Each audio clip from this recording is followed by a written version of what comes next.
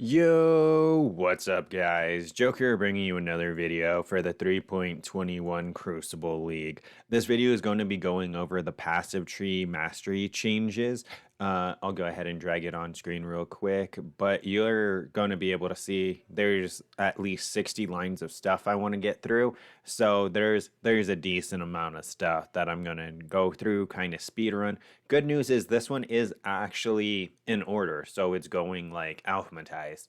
So to make this video not infinitely long, I guess let's jump right into it. The first thing that I wanted to address is the fact that, yes, we did lose all reservation efficiency. So the only place we have reservation efficiency on the tree now is in mana clusters. It's at 12%, and it is the only one that is on the tree. Every other one, let me see if I can get down to it real quick. Every other one has been effectively removed. So besides that, let's start at the top at armor. Oh, actually, I guess the first thing is accuracy, but I didn't find anything in the accuracy to be that interesting, so my notes just start at armor. Main thing that I was saying about armor is the fact that we lost the determination reservation efficiency, which kind of really sucks. But apart from that, we did get this kind of cool node. If your helmet, body armor, gloves, and boots all have armor, free +1 res. The build that I was thinking of mainly with this is going to be the armor stacker, right? Smite armor stacker. If you can even do that with the no reservation efficiency anymore. That's my first thought where that went to. Then we drop down to attack masteries. We got some cool things. We got non-strike skills. We got this adrenaline with the stance change. Monsters can't block your attacks. For the expedition mobs, this is really good because have you ever hit those nodes where it's like they have a 70% chance to block? Yeah, it's stupid. Apart from that, we're moving down to chaos masteries. They took away a bunch of good stuff, but they did give us a really cool one. 5% chance when you inflict wither to inflict up to 15 wither stacks instead. So pretty much max wither.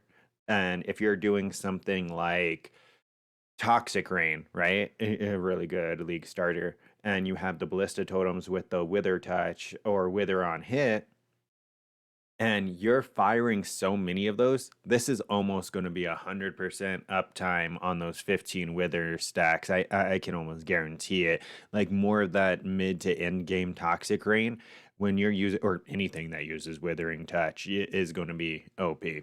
Apart from that, we got claw masteries. 10% of leech is instant per claw. The cool thing about this is the fact that it doesn't specify what kind of leech, so it applies overall for all leech. So any 10% of any leech is instant per claw equipped. This is going to be really good for what? Forbidden Ray, right? Because you get leech from the claw, and then you get leech from the Forbidden Rite itself, I believe.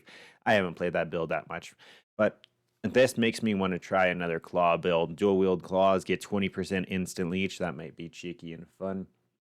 Next thing we got is elemental masteries, and for the elemental masteries, hits have a 25% chance to treat enemy monster elemental resistance values as inverted. That's really cool, but unless you know what it means, don't pick it, because let's say you're like a Doriani's prototype build and you pick this because you think it's going to do something else. What this is going to do is essentially flip it. And since we already have so much reductions, or we have so many ways of setting elemental resistance, if we're inverting it, then the chances are, unless you know what you're doing, you're going to mess up your damage by a quite large amount. Apart from that, we got 3% chance for hits to do 300% of physical damage as extra damage of a random element. I'm going to actually be throwing this on my Ice Shot character because of the fact that I'm going to be firing so many arrows that, once again, this is going to be like a 30% chance so pretty much 1 in 3 that I'm going to proc a random 300 damage physical hit because Ice Shot, you use Barrage support and you use Mirage Archer, and yeah, so you're firing a lot of arrows. Going down to the fire masteries, we got some cool ones. We got what do I have in my notes for fire? We got burning enemies you kill have a 3% chance to explode, dealing a tenth of their max life as fire damage. So really cool, free explodey. I know it's a pretty low free explodey, but it is an independent free explodey. So if you have like fire blade vortex and you have two of the, I forgot what they're called, the explodey ones, obliterations. There we go. These all stack individual chances, as well as like if you're an Aki, that's another chance. So if you have all of these things, you're going to have effective explosions.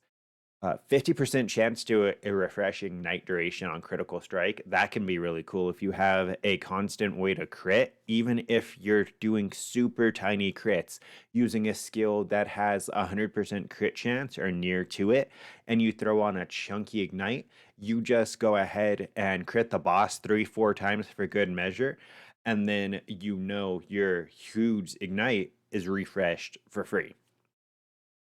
There's another one, refresh, regenerate one life per second for each 1% uncapped. So this is going to be like your 150s, right? That way over cap that usually gets no benefit. That's what this is going to be addressing. So if you have like 150 fire res, this is going to give you what, 75 life per second, which is not bad, especially early on. That's not bad. Critical strikes do not inherently ignite, and then 100% increased damage with hits against ignited enemies. So this is a pretty decent damage multiplier as long as you don't really care about like a chunky ignite crit. It's going to be more of you ignite them once and then you ignite them again. Second ignite should overroll the first one, and you should be having that extra damage. So it's going to be good for if you have to hit enemies at least 2 times, right? Apart from that, flash masteries, we got 25% chance to gain a flash charge when you deal a crit. Now that's directly on it. And then we have the Pathfinder, recover 4% of life when you use a flask. If we go down to Impale masteries, we have 2 interesting masteries that I don't know what they fully do.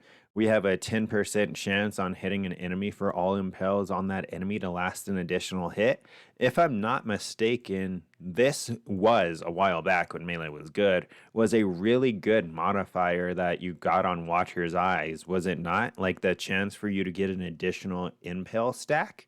So I think that's really strong. It's just Impale has fallen so out of favor. I don't even know if it's really viable. The other cool thing is 20% chance on hit to remove all Impales from the enemy. Enemies removed this way multiply their reflected damage for this hit by the number of hits they have left. So this is really confusing, but I believe if you get like 6 impales, the one that triggers it would go away and be taken off the stack, but then the damage from those other 5 would be multiplied. So it'd be doing like a 5-time extra hit, right? Like 5 times the damage, I believe, unless I'm misunderstanding that. But once again, Impale's not really, we'd need a melee player, and we only have what, like one of those. Um, then if I go, life masteries, which they're down here. They're out of order.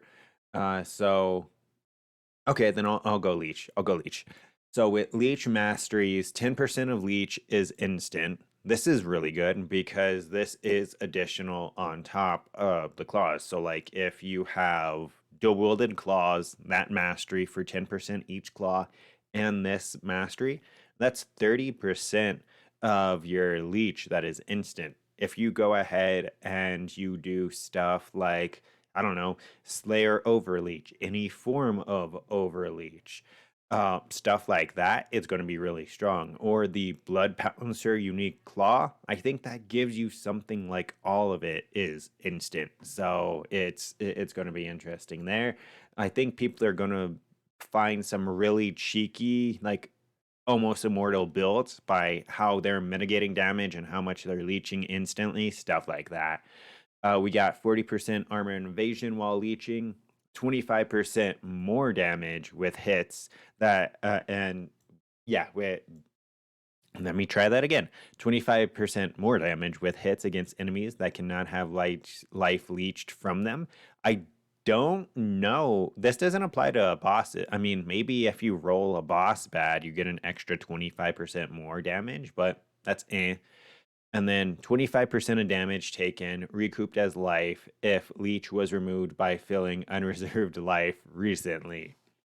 So, once again, sounds very confusing, but I feel like this is kind of saving 25% of the damage you take over here.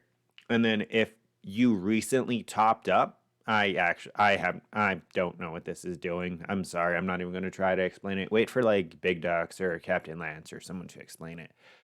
Cuz they're way smarter than me. Okay, going to the life masteries. I'm kind of sad about these. We're not even talking about the lightning ones. Going to life masteries, we got two really cool nodes. Well, I guess three. We got you count as low life at 55%. We got you count as full life at 90%. And we have 15% increased max life if there's no life modifier on your body armor. This is really interesting because it allows you to use a non life chest plate and still kind of get a life benefit from it. But this means no life modifiers. So what does this mean? This means no flat life, no life regen, and no strength, and none of the combinations that include any of those.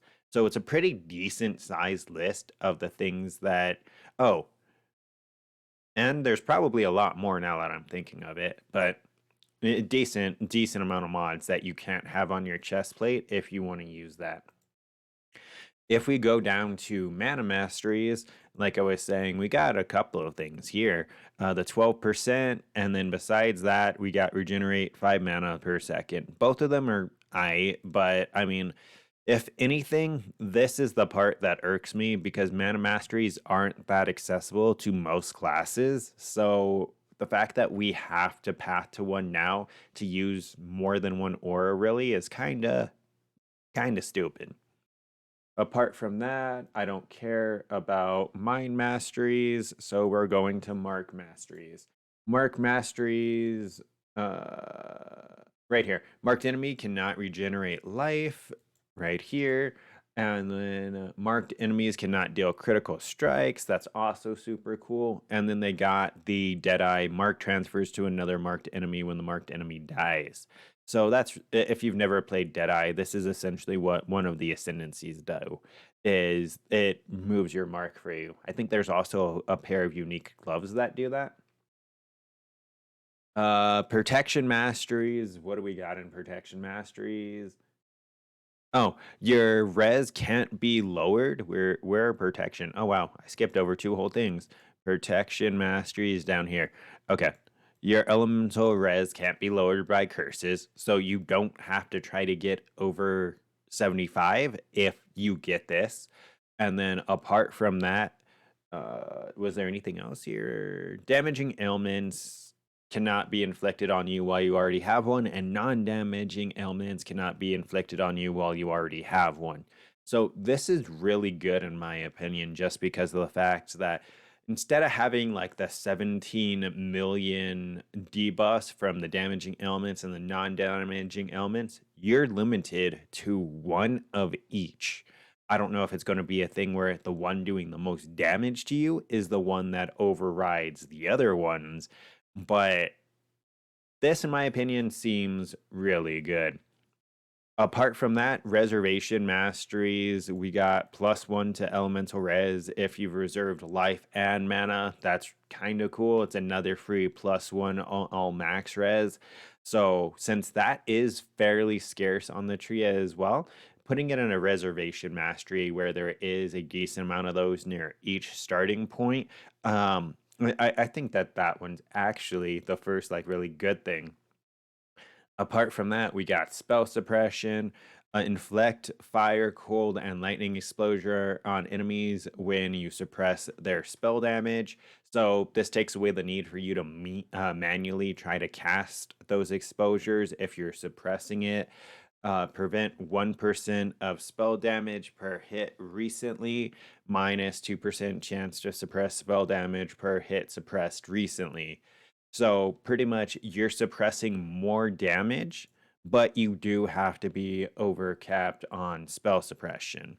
You have phasing if you suppressed a spell recently, that's going to be good while mapping. Suppressed spells can't inflict elemental ailments on you. That's kind of cool. So like if you get hit really hard by a cold spell, it's not going to be able to freeze you. So that's good. What else do we got? Oh, and then probably the biggest one for when you're not able to have 100% spell suppression early on, chance to suppress spell damage is lucky. So in case you don't know what this means, is it essentially is going to almost double your chance to suppress a spell. It is going to roll twice. Let's say you have 50% spell suppression, right? It's going to roll. If it doesn't suppress the spell, it's going to roll again. If it does, then it does. So it's like an extra edge on trying to suppress a spell damage. So that's pretty cool. In stun masteries, I mean, I don't know that much about what is it, Bone Zone, but maybe these impact you guys some if you do anything with the Bone Zone play style. Apart from that, there wasn't really anything else that I was interested in. Two hands, war cries, traps, nothing. I mean, if you play any of those, you can. Oh, just glancing over this real quick, 8% chance for traps to trigger an additional time is pretty OP. But yeah, just glancing over it, that's all I really cared about. And then the last note I have says clusters reworked, got tilted, stopped reading. So so that means for these that I went ahead and apparently got tilted reading them and didn't add any more notes. But that's pretty much it for now. Don't forget to like, comment, and subscribe to stay up to date with this and other content. And until next time, take care.